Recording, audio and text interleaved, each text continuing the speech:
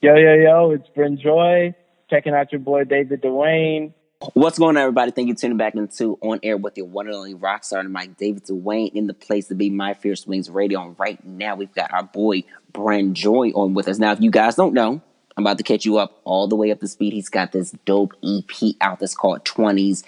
If you guys don't know, he's joined with us to, talk about the project and all things he's got going on. What's going on, Bren? What's good? What's good? Just living life in quarantine.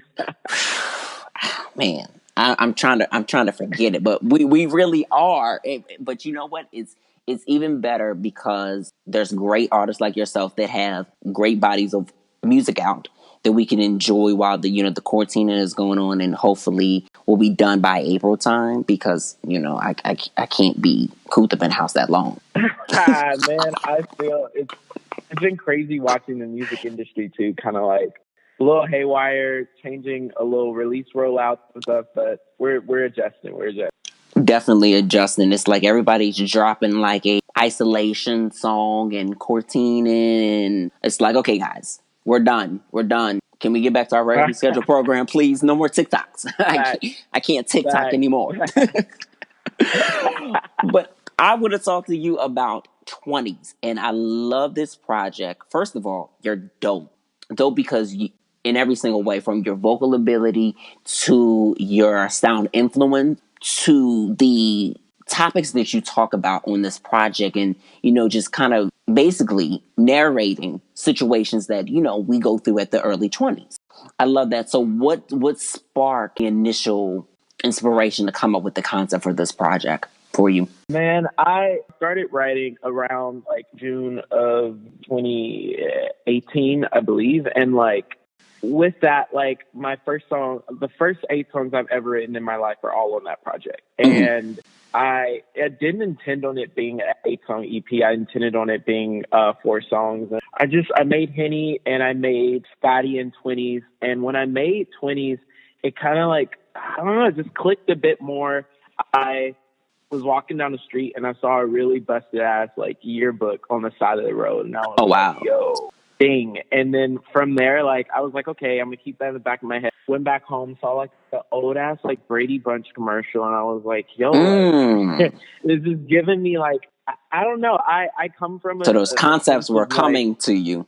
They were like, it was just very divine, like how everything was happening. And so the last 5 songs I made in a span of 2 months, I think, and I put them out. Like I announced the project release date before it was even done. Like it was just, I don't know. I just like, I really relate it back to my 20s were something that I think I learned a lot about not only me, but like my race or what I like, who I relate to.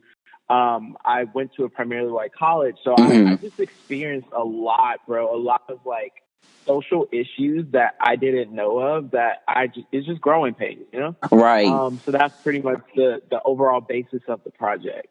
Wow, that's incredible. Wait, you're not in your 20s? You look like you're in your 20s like me. No, I'm 23. I was about to say, hold up. It's like, don't scare me. I turned 23 at the top of this year, yeah. Hey, happy belated. So no, I think it's great. And what did you, for those who aren't too familiar, what did you actually, what did you go to college for? What did you study? So I studied commercial voice. So I studied, I didn't really sing in high school. And when I got into college, it was like, I don't know, something struck. Like I started singing right out of high school based off of like, it was just a coping mechanism. It was a lot of depression, a lot of like dark shit. And I started singing, and it turned from like a hobby to like a real, like this is just something that is getting me through the day and something I love. So I started studying like Kirk Franklin. I started studying SOS, Gap bands, the people I grew up with, the old Neos, the Marios, all of them. Yes. And I went to my professors in college and just started to learn how to like break down the chording structures, how to do all that. And I knew I wanted to make music eventually that kind of blends the two, like has these really kind of obscure keys from like the 80s and the 90s, like R&B music mixed with like hard ass trap 808s and trap hi-hat. You know, like I just want to Yes. blend the two worlds. So, but yeah, I went there for commercial voice. That's incredible. And did you ever want to? Are you ever going to pursue like doing things more in that lane, or do you think maybe just kind of sticking with the music for now? No, the music for sure. Like my whole major, it's called commercial voice, but it's mainly just vocal performance. And Oh, okay, got so you. I was yeah. thinking acting for some weird reason. Nah. It's a weird name for it. No, yeah, but it's just vocal performance, and so you learn like your jazz standards. You learn how to control your voice, how to take care of it, how to sing on tour, like things like that. So, right. Really kind of shaped me to where I am right now. That's incredible, and I'm glad that you talked about performance because you've been performing a lot recently with this project, and I have. and the reaction that you get from your fans is really incredible, and they're loving it. You've got a mixture of a fan base that really is tapped in with your voice because you got a voice that's like ahead of its time. I've got to say, which is always an amazing thing, and seeing that reaction to no doubt from the performance aspect. How does that feel to just kind of get that love and that feeling that they get? Because I know they be rocking. I don't think I can ever get used to it. Like I came from the growing up in a Black church, even not singing, but just like experiencing it. You get the old ladies that are like, "Yo, sing!" Like you know, that's like common. You're like, "Yo, if you get up there and you touch that mic, you better wear it out." And like, I don't know, like it's so fun, and I can never get used to actually seeing people know my songs and sing, and I appreciate them reacting to the runs and the high notes and the Philip Bailey, like just the crazy stuff. Like I don't know, it's the weirdest feeling I can't really describe, but I've been very grateful for the love I've gotten so far on my live shows and stuff. Yeah, because you really take your time with that preparation. I can tell. Like this is like you're obviously you're trained and you went to college for it, but you really craft your show very well. How much preparation time is it for you to put that show list together and say, boom, this is what we're going to do. This is how we're going to do it. It every show gets better, so it doesn't start out like that. I think I am surrounded by all my homies are all like piano majors or drum majors or horn majors or bass majors. So like they're all so incredible at the style. And I think it takes me a good little bit of rehearsing to make sure like the band hits are right. I co-MD and mainly MD most of my shit. So like I'm making sure the chords are right, making sure this is right, that's right. I like to be very hands-on. I did a show. My very first show was last summer at Exit In here. And it was my very first show ever. And it sold out, which is crazy. It was like 500 cap. But for there, like, I headed the lighting. I headed the sound. I headed the fog machines to like I like to be hands-on, bro. I'm very detail-oriented. It's a lot, though. It's a lot. But there's no backup plan. This is like plan A through Z. So like, is this a homeless, Mm-hmm. And that's the type of energy that you have to give to your craft. And a lot of people don't understand if you don't take control, especially going from a space where, you were indie at one time and then being, signed to a major and stuff like that, that's, you still got to keep the same consistent energy. And I love the fact that you've been doing that. Yeah. Thank you. That's incredible. So let's talk about one of my favorite records from the project, Sweet. I just love instrumentationally, like how, the record opens up. For those who haven't heard it, you guys need to check it out. So make sure you're downloading it right now. So when you're done listening to the interview, you can tap into what we're talking about. But that record is really dope. Tell them about the concept behind it. So that was the one record. So all of the songs I've written at the piano, and I made the project with one of my best friends. He's like family now, Caleb, and he sent me this rough ass sound of this idea he had at 4 a.m. and he was like, "Yo, this is probably trash, but I can't sleep, so I work. I made this, whatever." Bro, I heard it at 4:25, and I think I was at his house by 5 a.m. Oh, wow. And we cut it like that morning. So it was that like, quick. I heard it, and on the spot, we were like, "Yo, like." Most of that's like one of the first ever moments I've like freestyled, and I was like, "Yo, I want some." I don't know. I like it's a little Anderson .Paak. It's a little jazzy. It's a little very like West Coast. Like it's right in the like, pocket. It's right in the pocket. And I went to one of my really close homies who is Landon, and Landon spits, and he's someone I was like, "Yo, if I go to you, Landon, deliver this verse," and that was the first thing he delivered back in a day, and I was like, "Yo, like I don't know.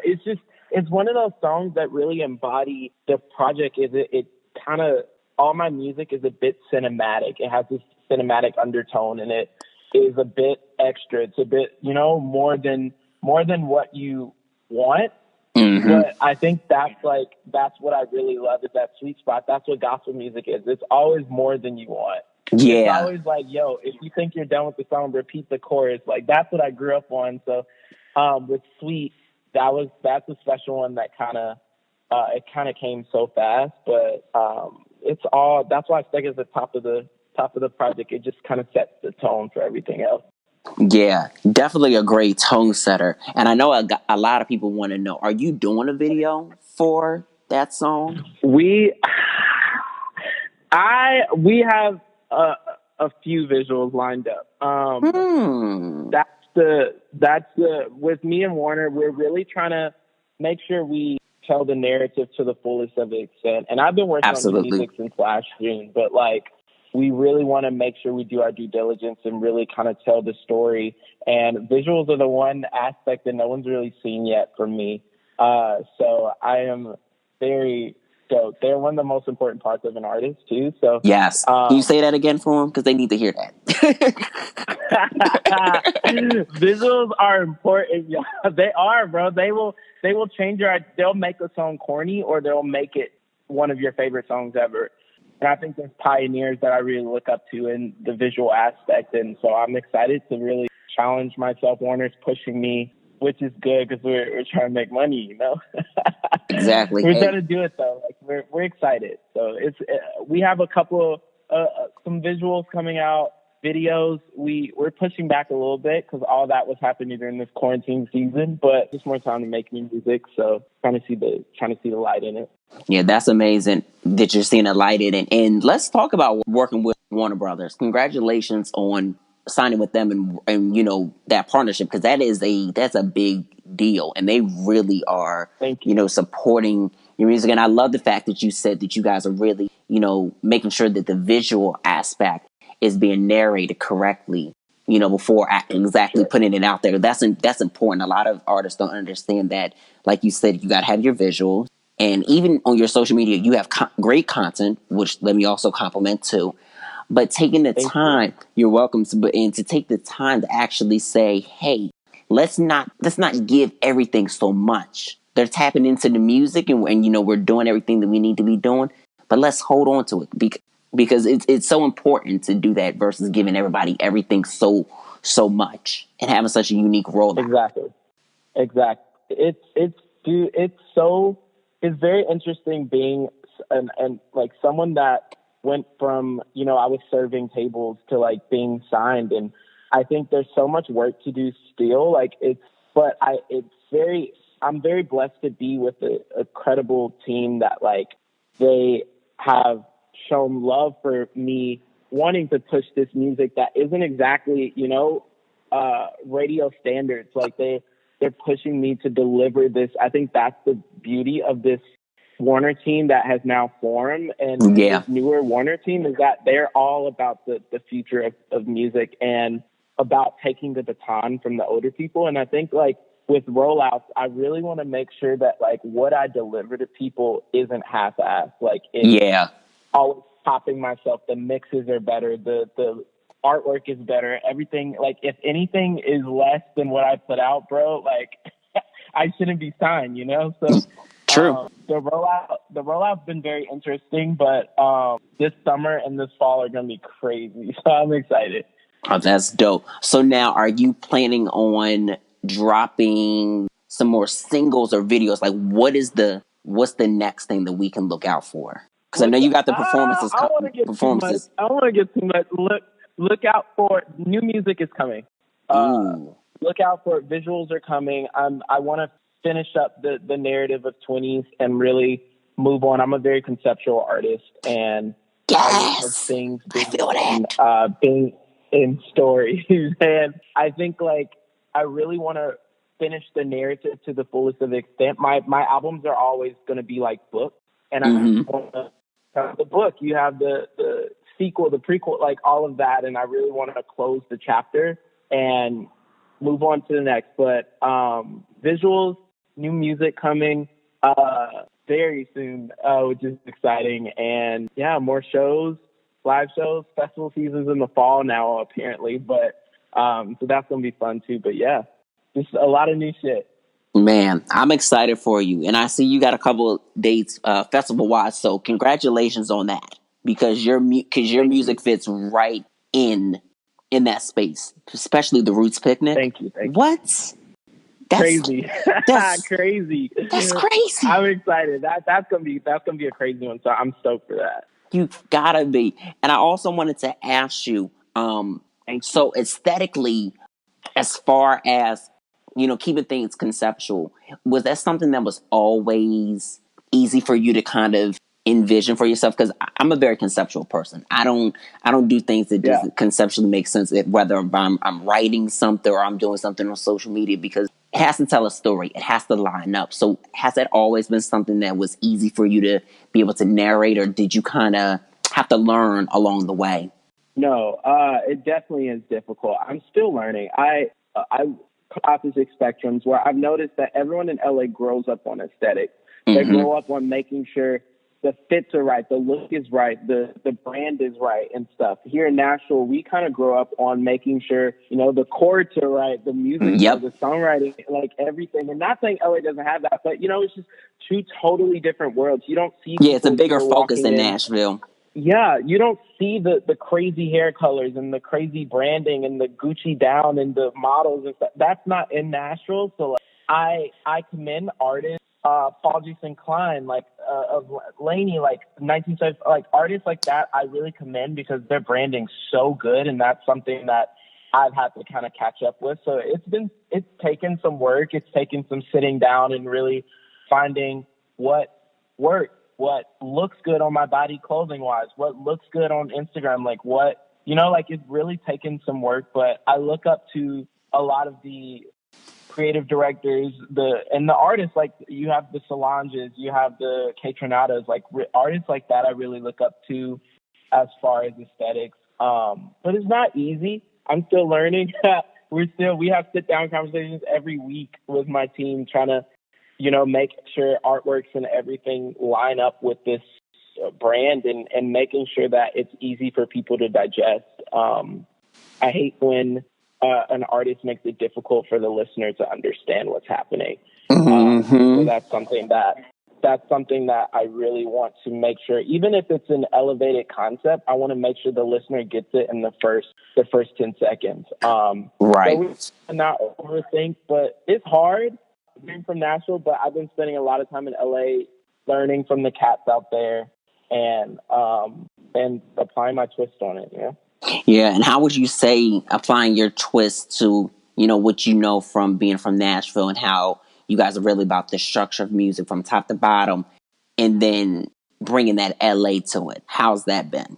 It's been a little difficult, but I think it's like the what I love about Nashville is the easiness of it, and that's something that I always want to apply as an artist. Like I relate to a lot of different neighborhoods and cultures, and I want to make sure that like I still feel obtainable and I feel reachable. And you know, I'm only 23. I'm so young in the industry, and I think like outside of the industry, we see like, oh my God, that's so old, because we look at, you know, incredible cats like her and Khalid and all of them, but like 23 is young, and I think being in this generation of youth, like we can pretty much like we can do whatever we want, you know. And I think like I'm just learning how to, when you come to the South, you feel at home, and I want to apply that to on a global scale. Like, I want to feel like that. I don't want to be a household name. Like, I want to feel like a household character. Does that make sense? No, like, it does. Mm-hmm. Yeah. I think there's very few artists that feel like you grew up with them, like they're a part of you. And I think like that's something that I really want to hone in on, is when you had like the old Bobby Browns, you had the old Earth, Wind and Fires, the Yes. Princes, all of it. You could feel how genuine it was, and that's what I really want to kind of hone in on, regardless of what my aesthetic is. So it's been fun blending the two, but that's what I take from Nashville anywhere I go. Yeah, gotta always keep home there, especially coming from Nashville. Yeah, That's the incredible. Like I tell people all the time, always. don't sleep on the market that Nashville has as far as music is concerned. Some people look at me like, "What, David? What are you saying?" I'm like, "Listen, tap in." Not real. I even tell artists that I work with like this, like you got to do a show in Nashville. They want you. They want to see R&B. They want to see pop. They want to see hip hop. Nashville wants to see you. And that the market's so empty, and I have some incredible friends there in it, but like there could be so much more, and I think Nashville wants it. It's just that kind of people overlook it and go straight down to Atlanta, and I'm like, yo, Nashville's where it's at, bro. I'm telling you. Mm-mm. I'm so tired of Atlanta. I love it, but I'm just like, no, Atlanta, no. Can we go somewhere else? I feel. Well, Bren, thank you so much for this interview. Definitely appreciate chatting with you. This was a ball. This didn't even really feel like an interview at all. This was like a whole conversation. Definitely appreciate you, man. Bro, thank you. I really appreciate it. Much love to y'all, the whole team. I love y'all. Thank you. Anytime. So before we let you go, tell people where they can follow you as far as social media is concerned, or where they can download and stream the new project. Yeah, Spotify, any music platform, Brenjoy, BRENJOY. Instagram's Brenjoy. Everywhere else is Brennan Joy, 2 N's, EN at the end. Yeah, that's pretty much. I don't know. Follow me, show me love, sing my music. I don't know. Hit me up. Period. Make sure you follow him, stream the music, and all that other good stuff, and keep your eyes out because he's on the rise for real. Period. Sure. Yo, it's Bren Joy. Checking out your boy David Duane.